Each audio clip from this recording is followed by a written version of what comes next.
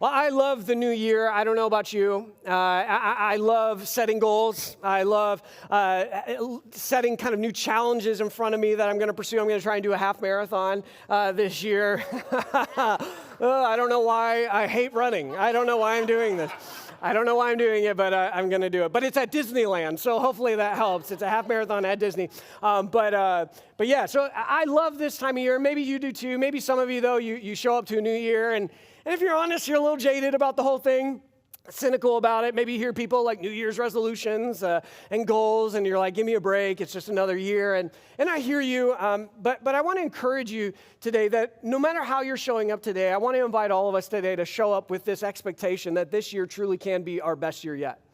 And as followers of Jesus, that's not just a gimmick or cliche. If we truly believe God is who God says he is, immeasurable, all-powerful, and so good, shouldn't we as followers of Jesus not just show up every year, but every single day believing that today and this year could be the best possible year that we've ever lived?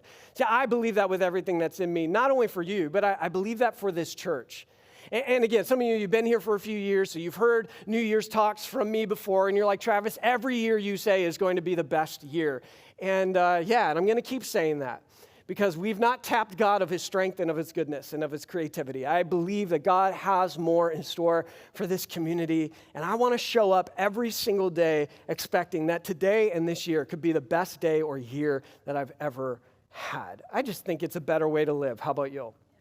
And so today I want to invite us as a church to sort of lean into that hope and that optimism and that expectation as a church for what God has in store for us. Today, I'm going to share what our word is for 2025. I'm going to share it at the end of the message, so you got to hang with me if you want to hear it. But I think there's just something powerful about before you kind of start the year, really just circle a word and decide what is this year going to be about. And I've been praying for a couple months. God, what is it that you want to do at Canvas? What is it that 2025 holds for this church community? And God kept bringing me back to this passage in Isaiah, a prayer of Israel, the nation of Israel in the Old Testament. In Isaiah chapter 64, verse 8, God kept bringing me back to this as I prayed. God, what is our word for the year? And here's what God says, or rather, here's the prayer of Israel in Isaiah 64. It says this, "And yet, O Lord, you are our Father. We are the clay, and you are the potter, and we all are formed by your hand." Can we read that verse out loud together as one church community? Isaiah 64, verse 8 says this, "And yet, O Lord, you are our Father. We are the clay, and you are the potter. We all are formed by your hand." Now, this is a really interesting prayer by the nation of Israel. In chapters 63 and 64 of the book of Israel, it's known as the prayer of the remnant. Because you have the nation of Israel that they've gone through some things. They've been through the ringer. They are not where they thought they would be. They are not where they want to be. And the reason that they are not where they want to be in life, ultimately, God reveals, is because they have made decisions that were beneath who they were created to be.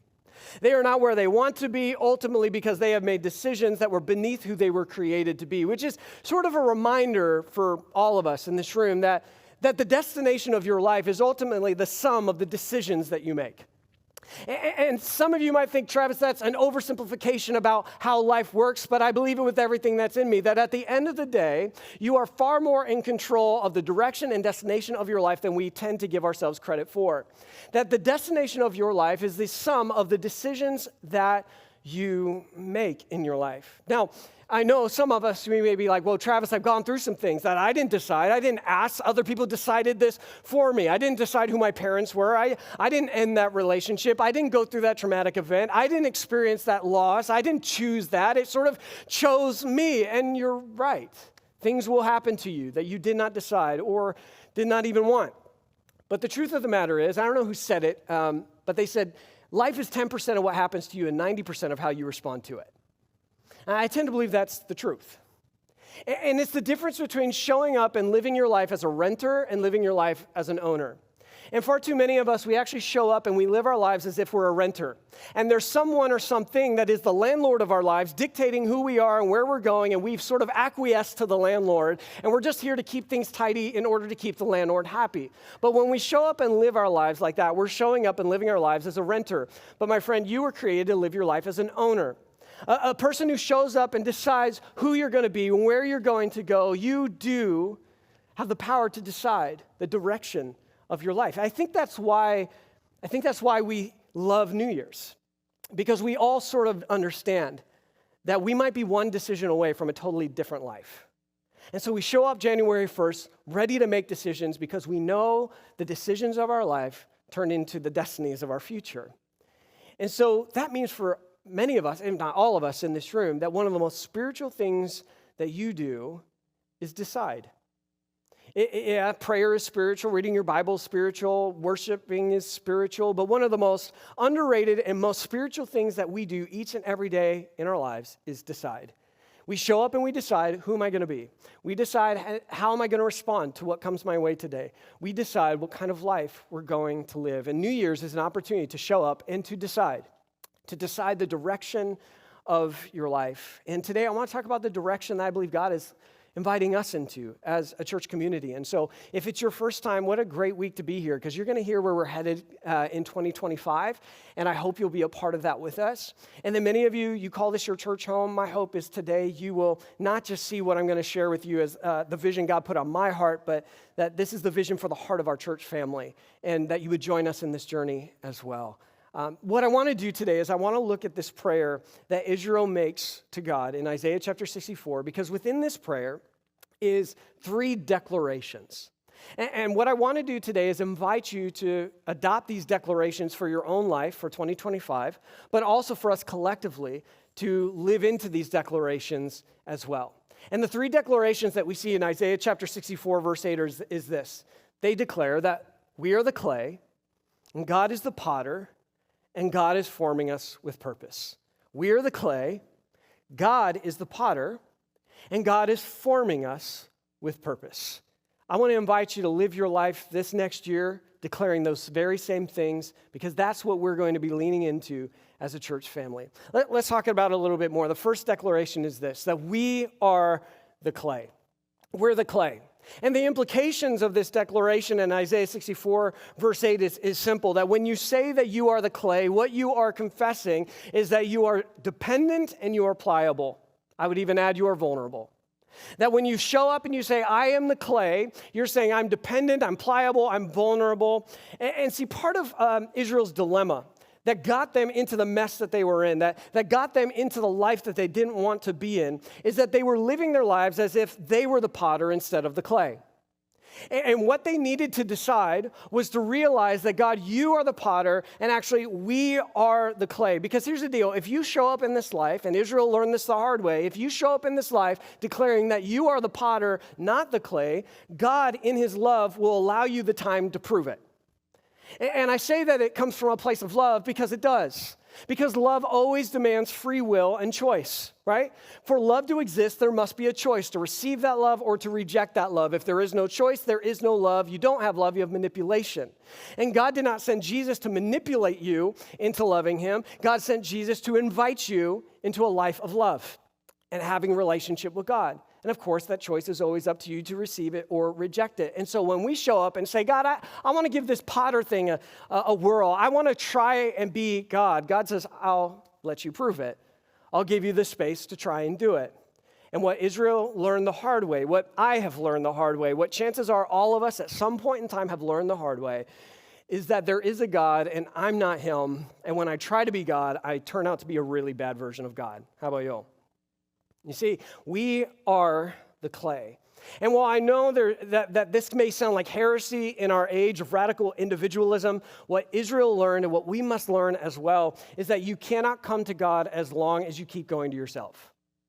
Like you cannot come to God if you keep going to yourself, and you will never be full of God if you are already full of yourself.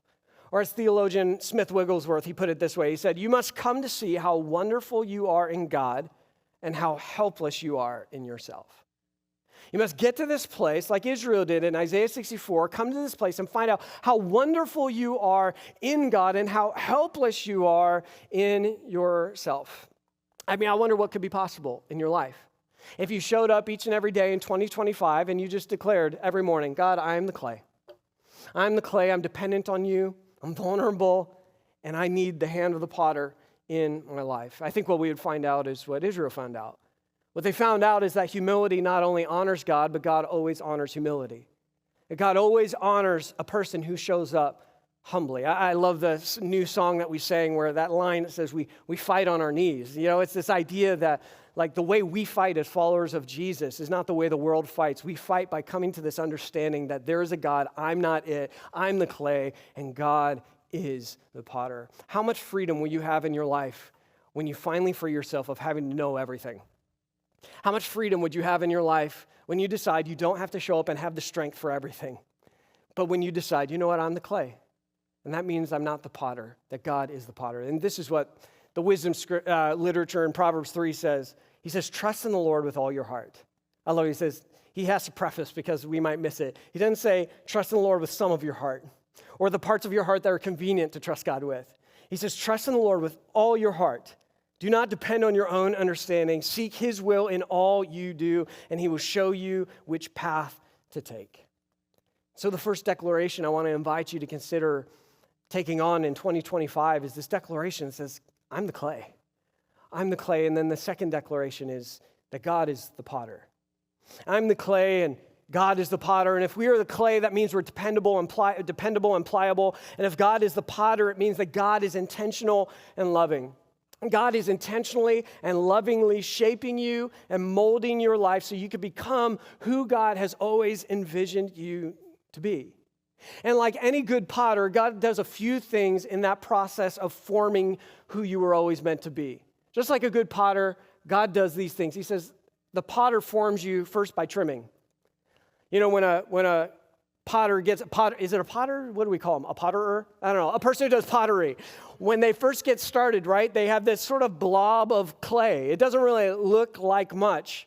But over time, the vision that the potter has for the clay will become a reality, but part of that process is that there will be a trimming that takes place. And if the potter, God, is going to form who you were always meant to be, there will be seasons in your life where you will experience God's trimming in your life as well, where God begins to remove some things in order to shape you into who you were always created to be. In fact, Jesus, he told us this. He gave us a heads up that this is coming if we're going to follow him. In John chapter 15, verse 1, Jesus, he says this. He says, I am the true grapevine, and my Father is the gardener. He cuts off every branch of mine that doesn't produce fruit, and he prunes the branches that do bear fruit so they will produce even more. And what's interesting about this passage is I've been in church for a while. I've heard a lot of sermons on that passage, and I hear a lot about God removing the branches that don't produce fruit, how he cuts off those branches. It's kind of an intense line from Jesus. But what we often ignore is the second line where Jesus also says, but if you aren't cut off, you're still going to get pruned. Meaning Jesus is telling us, if you're going to follow me, if you're going to practice the way that I'm inviting you to live into, there are going to be seasons in your life where I will prune some things and I will cut some things in your life. Turn to your neighbor and tell them this: God is going to cut you.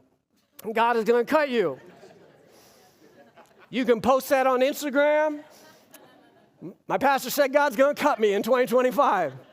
Like, God is going to cut you. I know it sounds dark, it sounds a little weird, but there will be moments in your life that God is going to prune some things in your life. What I mean is that God might prune some relationships that are fruitless. God might be pruning a job in order to make room for a greater purpose than you could ever imagine. Had God not pruned you from that job, then you might have settled for making a living instead of making a life that God created you to do. He might be pruning you in the area of finances. He might be pruning you even in areas of your health. I don't know what God is pruning in your life, but I do know that God at times will cut and will prune you in order to make room for the new things that God is wanting to do, which means this, that when you're being pruned, while it might feel like punishment, it's actually preparation. I mean, when you're being pruned, it feels like punishment, doesn't it? You sit there and you're like, God, why are you taking this away? Why did this end? Why did I lose that? Why is this being cut away? What is going on? And while it can feel like punishment, what Jesus assures us is that the pruning is actually preparation for the new thing that God is wanting to grow and produce in your life. See, next time you're experiencing a pruning in your life, you can show up and ask, I wonder what God is going to grow in his place. I wonder what God is going to grow in his place. You see, because God, who is the potter and we are the clay, there are going to be moments the potter will trim you in order to form you into who you were created to be. The second thing a good potter does is that the potter forms you by pressure. Right? The potter forms you by pressure. When they take the clay, they begin to mold and shape, and that requires pressure. And there will be moments in your spiritual journey, there will be moments as you follow Jesus that you will face immense pressure. And a lot of times we talk about the pressure we face when we aren't being faithful to Jesus, but there will be a lot of pressure even when you are faithful to following Jesus. In fact, there's not a person I could think of in the entire scriptural narrative that you will be able to find that did great things for God and followed God obediently and humbly that didn't also face pressure in their life. In fact, I would say that the more they followed God, the more pressure they faced. I mean, think about it. Moses had to face the pressure of speaking on behalf of God to Pharaoh, even though he had a speech impediment. Esther had to face the pressure of confronting the person who threatened her entire nation in order to save her people. David had to face the pressure of facing Goliath. Mary had to face the pressure of parenting the Messiah. Jesus' disciples would face pressure to recant their allegiance to Jesus, and none of them would. And Jesus endured the pressure of the cross before he experienced the power of the resurrection. You see, if you want to follow Jesus, you will need to become pals with pressure, because Jesus will use pressure in your life to bring about who you were always meant to be. You see, God changes caterpillars into butterflies and sand into pearls and coal into diamonds using two elements, time and pressure. And God uses time and pressure to shape you into who you were meant to be as well. This is why James, the brother of Jesus, he said this in James chapter 1. He says this, it sounds crazy when you read it, but when you understand that pressure is not always a bad thing, you understand what he's saying. He says this, consider it pure joy, my brothers and sisters, when you face trials of many kinds, because you know that the testing of your faith produces perseverance. Let perseverance finish its work so that you may be mature and complete, not lacking anything. See what James, the brother of Jesus, is telling us. He's saying, hey, there's going to be moments in your life that you're facing some immense pressure. You're going to feel the thumbs of God on you, pushing you and shaping you and reforming you in ways, and it's not always comfortable. It does require pressure. But what James is telling us is if you will allow God to do his work, if you will quit resisting it, and if you will persevere, what he's telling us is there's promise and there's purpose on the other side of your pressure. I wonder what pressure you might be feeling right now. I wonder what you might be enduring right now. I want to encourage somebody, maybe this is why you're here this morning. Don't break down before you break through. Don't break down too soon, because on the other side of your pressure is promise. I was talking to somebody after the first service, and they were talking about just 2024, some things they were facing, and they said something, they keep coming to God and going like, why are you doing this? God, why are you doing this? Has anybody ever prayed that prayer? It's a common prayer. God, why are you doing this? And I wondered if maybe there's a better way we can show up. And I said, maybe in 2025, instead of saying, God, why are you doing this? You instead show up with optimism and hope and say, God, I wonder what you could be doing in me through this. Like, I wonder what you could be up to. And see, it changes how you pray, because most of the time when we feel pressure, we pray this prayer. God, remove this prayer as soon as possible. All right, get rid of this as quickly as possible. I don't want to deal with this anymore. But can I give you a better prayer that requires way more faith and way more courage to pray? It's not as soon as possible prayers, but it's as long as it takes prayers. Instead of saying, God, remove this from me as soon as possible, a courageous and faith-filled prayer is one that shows up and says, God, I don't like this. I feel it with every fiber of my being. I don't know what you're up to, but whatever it is you're trying to do in me, take as long as you need to take. Take as long as you need to take, because I want to see what it is that you have for my life. See, the potter, he not only trims us, he also induces pressure at times, and sometimes the potter forms you by starting over. Sometimes the potter forms you by starting over, and I think there's something beautiful about New Year's, right? Because New Year's is like all of our annual permission slip to start over, right? It's our permission slip to recenter, refocus, reclaim some things, and I think that's a really good thing that we should take advantage of. But here's the really good news. You don't need a new year to have a new start. You can have a new start right now today. And sometimes the way that God forms you is he just says, let's start over. Let's just restart. Let's move on from that, and now let's refocus and reclaim some things and restart. And the good news is that every time we restart, God's mercy and grace is there to meet us.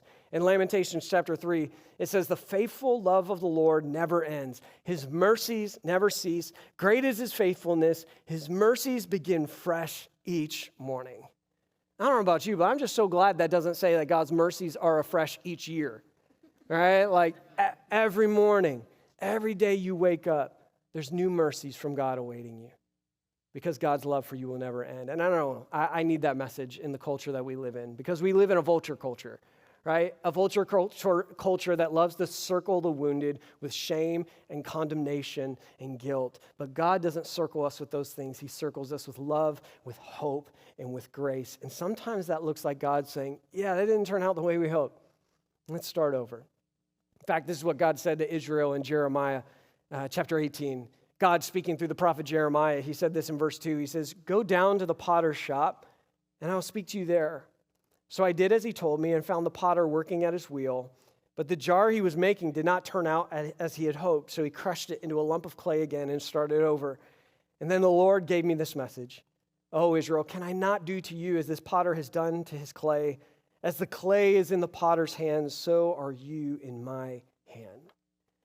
You know, God, he's using this metaphor of a potter and the clay as to how God sometimes works in our life, that sometimes, God, he will just bring us back to square one so that we can start over. And that's not always easy, is it? It's not always easy to allow God to sort of break us down and bring us to the end of ourselves. Like, no one likes that feeling.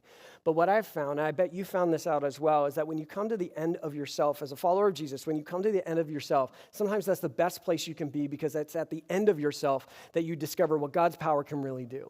It's at the end of yourself you stop trusting yourself and instead say, I'm the clay, you're the potter, put me in your hands and do whatever it is that you need to do. And sometimes what God does is he starts us over. I think about glow sticks, you know, like glow sticks you get at a fair, like kids, they love like the glow necklaces or whatever. I mean, let's be honest, I like them still too. But when you get these things, they're not lit up at the beginning. What has to happen before they can light up? You got to break them. You know, I think there's a little metaphor there, right? Like I think sometimes before God can turn the lights on in your life, sometimes in God's love, he has to break you down. He has to break you down so that the lights can come on in a new way. See, the nation of Israel, they showed up and they decided, we're going to declare these things. I am the clay. I'm dependable and I'm pliable. I'm vulnerable. And God, you are the potter. Not us, you are. And we're trusting that you are intentional and loving. And then here's the third declaration. They say, we are being formed with purpose. Can you imagine what would happen in 2025 if every day you woke up and you say, God, I am the clay, you're the potter, and I am being formed with purpose? 365 days of declaring that over your life, I guarantee that you will see your life and yourself and God in a new way. I mean, this third promise, third declaration, it's built on the promise in Ephesians chapter 2, verse 10. Paul, he writes this, he says, for we are God's masterpiece. Turn to the person next to you and say, you're a masterpiece. Whoo, look at you, you're a masterpiece. And you might laugh because you don't feel like that. You know, you may feel more like a mess than a masterpiece, but let me just declare something over your life, whether you agree with me or not. You are a masterpiece, but you're not just a masterpiece for a masterpiece's sake. He has created us anew in Christ Jesus. Why? Paul says, so we can do the good things he planned for us long ago. I love that Paul didn't say, you're a masterpiece created anew in Christ Jesus so that when you die, you can go to heaven. He says, no, you are a masterpiece created anew in Christ Jesus. Why? So that you can do the good things that God planned for you long ago, so that you can live the life that God created you to live here and now, not just life after death, but life before death. That's what Paul is saying. That's what Israel came to understand, that we are all being formed with purpose. I mean, this life is a gift. And what's unfortunate is that for most of us, and myself included, it seems like the only way we remember that life is a gift is that we have to go through something tragic. And it's a shame that we have to experience immense loss to realize that life is a gift. What if we just started showing up every day, deciding we're going to treat every day in our life as a gift not to be wasted? I've been reminded during our Christmas break just a couple times about how precious life is. One was an Instagram post by best-selling author Adam Grant. He posted this very simple reminder about how lucky we are to be alive, and it just resonated with me. He said this. He said, 2025 resolution, remember how lucky we are to exist. The chances of being born are impossibly tiny. If one couple in our whole family tree did not survive, meet, mate, and get a 1 out of 400 quadrillion sperm egg match, there would be no us. It's a gift to be alive. I mean, you are a miracle. You defied the odds. You're here. Your life is a gift. But I was reminded also that life is a gift because over Christmas break, a pastor that I served alongside when I was 19 and at my first pastoral job in Arizona, his name was Jim. Pastor Jim passed away from this life to the next in December. And Jim is an incredible man with an incredible story because at one point in Jim's life, Jim was in a wheelchair.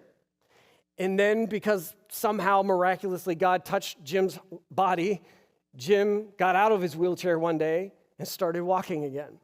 Doctors did not understand how it happened. They never quite got an answer for how this could be. All they knew is Jim used to be in a wheelchair, and now Jim is walking again. It was this incredible moment that I'll never forget. But what inspired me even more than Jim getting out of a wheelchair is what he did with his life after. See, the moment Jim got out of his wheelchair, he realized something. Life was a gift, and he wasn't going to waste it. And so Jim pastored alongside me in this church in Arizona, and he led with such grace and kindness and compassion. He was just the most loving guy you could imagine, and I think it's because he knew life is a gift not to be wasted. And then Jim started his own church in Arizona where he would pastor that church for many, many years until eventually he retired. And as he retired, he eventually went and worked for hospice care, serving as a chaplain for those entering into hospice. And eventually his own health began to decline and he was homebound. And he could have just said, hey, I've lived a good life. I'm homebound now. I'm just going to kind of ride off into the sunset. But that's not Jim. Jim knew his life was a gift and it was a gift not to be wasted. And so he decided to take this opportunity being homebound and write a book of devotions, capturing all the lessons he's learned throughout his long, beautiful life so that he could share it with the rest of the world, so that his story would outlive him. See, Jim believed that he was being formed with a purpose. And while I'm sad that he passed from this life to the next, I'm proud to call him friend because the life and story that he told is one that will echo beyond his lifetime. See, something powerful happens when we show up and decide to treat our lives as the gift that they are instead of wasting it. See, something changes in us when we declare that not only am I the clay and not only are you God the potter, but I am in your hands and you are forming me with purpose. So a few months ago, I started praying about what God might want to do this year. Just saying, God, what are you up to? Where are you going? What is it that you want to do in Canvas? And God kept bringing me back to Isaiah 64, verse 8. I don't know why. I just kept coming back to this verse. And it was like God took his holy highlighter and just wrote over that word, formed. And I felt like God was saying, that's it. That's the vision for 2025. Travis, this is what I want to do in Canvas in 2025. I want it to be a year of deep, profound, beautiful, and lasting formation in this church community. And I'll be honest, I wish my first response was like, God, that's brilliant. But I thought to myself, God, that word is not very inspiring, right? I was like, last year our vision was human kindness. I was like, God, that was a little more catchy than just formed. Isn't it funny how we try to be God's PR sometimes? And God's like, no. I know it might sound simple, but it's profound. Travis, I want to form Canvas in deep and profound ways. And so this year, in 2025, I just feel like God is calling us to this very simple but beautiful vision to be a church that is deeply formed by Jesus.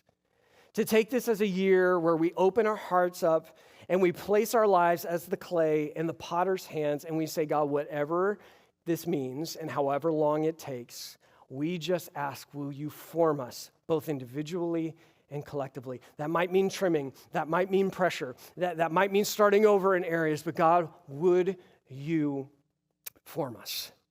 And so this next year, as we work out and live into this vision of being formed, there's a few implications. All of our sermon series this year is really going to revolve around that word formed, which is a huge change for me, I'll be honest. I like crafting sermon series, and I want them to be catchy and creative, and the graphics and all this, but I'm going to tell you, it's going to be a lot more simple this year. Instead, we're just going to talk about what does it mean to be formed as we follow Jesus together. So we're going to have series talking about being formed in prayer, formed in worship, formed through the fire, formed in community, formed as we follow Jesus, which is the series we're going to start next week. But all this year, we're just going to be diving deep into this idea of what does it look like to be formed by the love of Jesus. But we're also going to be doing some things that will help you throughout the week that I'm excited about. You might have gone to our website yesterday and noticed, but we've revamped and re-released our website. But something we added on there is blogs and daily devotionals that you'll be able to now take with you all throughout the week. And so I would encourage you, go to our website every single Monday, and you'll find a blog and devotions that you can begin to use and apply to your life, because there's only so much that we can do 30 minutes on a stage on Sunday morning. So I want to give you some resources to help you in your spiritual formation journey all throughout the week.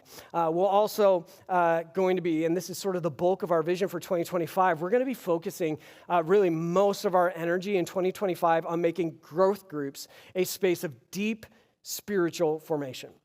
Now, if you've been a part of Canvas before COVID, you know this, but if you've come after COVID, which is most of you, before COVID, I would say the one thing Canvas was known for is that we did groups really, really well.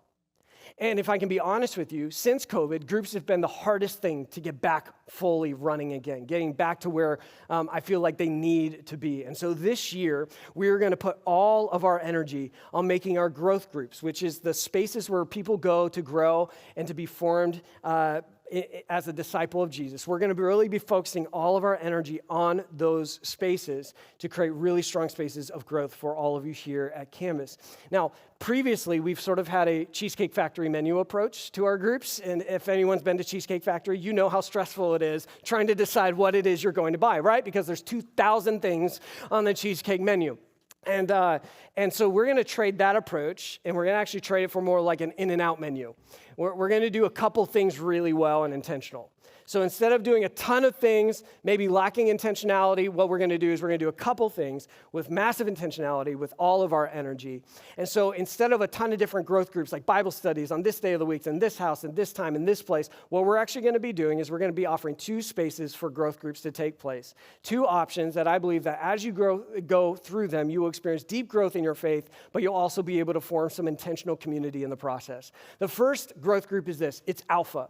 Alpha is an incredible space that we offered in 2024, and so many people utilized it, went to it, and grew in it, and experienced immense freedom in their life as a result. Alpha is a place for those who are curious about faith, but also for those who are already a person of faith, but they have a lot of questions. Maybe they have a lot of questions about life or faith or God or prayer, the church. And Alpha is a great space because it's a safe space for you to bring all of those questions, to ask them in the context of community, and to experience deep and real growth in your life. And the good thing about Alpha is it's going to constantly be going, so you can jump in whenever you want, and it will start on February 5th here at Canvas. I would encourage you, if you're curious about faith or you just got a lot of questions and you need a place to have that dialogue, then Alpha is a really great place for you.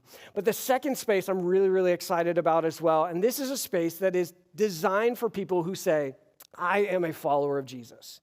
And this particular space of growth is going to be all about helping lead you and show you what does it look like to become an apprentice of the way of Jesus. And so we're going to be launching something called the Practicing the Way Group Collective. Practicing the Way Group Collective is going to be an 8-week experience where together here at Canvas, one day out of the week, we're going to all come together in groups and we're going to discover what does it mean to actually be an apprentice to the way of Jesus. And it's inspired from the curriculum by a pastor named John Mark Comer out of Portland, Oregon. It's incredible material that I know you will find so helpful in your faith. But the good news is you'll not only grow from this material, you'll also grow really deep friendships here at Canvas while you do that. It's an 8-week experience, and our hope is that by the end of that 8 weeks, you're going to find 2-3 people that from that place you begin to form intentional and ongoing community with others as you grow as an apprentice, as a follower of Jesus. So again, this is a space really for people who've said, I am a follower of Jesus, and now I want to practice and shape my life off of the way of Jesus. Practicing the way is a great place for you to go. If you're not ready to call yourself a follower of Jesus, that's totally fine. I would recommend that you go to Alpha and experience that space as well. And we're going to put all of our energy in this, and it's actually open for registration now. So if you go to canvas-sf.com/groups, you can register, and we're going to have our first week of Practicing the Way on February 6th right here at Canvas. And so if you're here and you're like, I want to start the year with being more intentional about my faith and my formation, then this will be an incredible experience, I believe, for you to find just that. And so if you go to canvas-sf.com/groups, you can register today. But also I will put this out there. If you're here and you're like, man, I love creating spaces for other people to grow in their faith, we do need table leaders for the Practicing the Way group collective. And so if you're here and you have led a group before, or you're interested in learning how to lead a group, this is an awesome opportunity for you to do that as well. You can, on your Connect card, just write on that Connect card, I would love to be a table leader, then drop it off in the box on your way out, and we'll reach out to you this week and get you connected and get you ready for that. But it's February 6th, just around the corner. I would love to have you all there. You know, as I was writing this message, and the band can come up, as I was writing this message, I thought to myself, God, I'm not sure we're going to get like a standing ovation on this Vision Cast, God. I'm not sure that this is like the hypey, woo, new year, new me, like that everyone is used to, but that's almost why I've come to like it. That we're just going to approach something really simply. That as a church, for the duration of this next year, we are just going to continue to show up and say, God, I am the clay, you're the potter, and I'm being formed with purpose, and so I'm just going to place myself in your hands. And I'm telling you, if you do that, if you make 2025 the year where you decide to quit being the potter and instead let yourself be the clay, place yourself in the potter's hand and allow that potter to form you as he sees fit, then I promise this will be a year of tremendous growth and formation in your life. In fact, we want to give you a gift to track all the things God does in your life. I'm a big journaler. I don't know if anybody else is a journaler, but we've got some custom journals just for all of you here today that we want to give you. And we're giving this to you as a way to hopefully document what God is up to in your life. Not only now, but what God is going to be doing all throughout 2025. And here's what I want to invite you to do. Today, maybe tonight, find a peaceful place, turn off distractions, and I just want to invite you to take that first page. I just want you to write down, what are some of your hopes and prayers for 2025? What are some things you're believing God for? I'm not really talking about goals, by the way. In fact, I'm less interested in like what you want to do and more in who do you want to become. Maybe write that down. God, here's who I want to become in 2025. And here's what I bet. I bet that if you stick with this, if you keep showing up and saying, God, I'm the clay, you're the potter, form me with purpose, that you will come to the end of your year and you'll look back and you'll have pages full of what God has been doing. And you'll come back to the very initial prayers you wrote down and you're going to find out. I mean, you're probably not going to be perfect. I mean, who is at the end of the year? But you'll come to the end of the year and you'll find out, gosh, I've grown more than I even imagined. That the potter has been forming me in beautiful ways in 2025. So today, on your way out, please take this gift. And I hope it helps you start 2025 more intentionally as the clay, as you place yourself in the potter's hands and allow God to form you.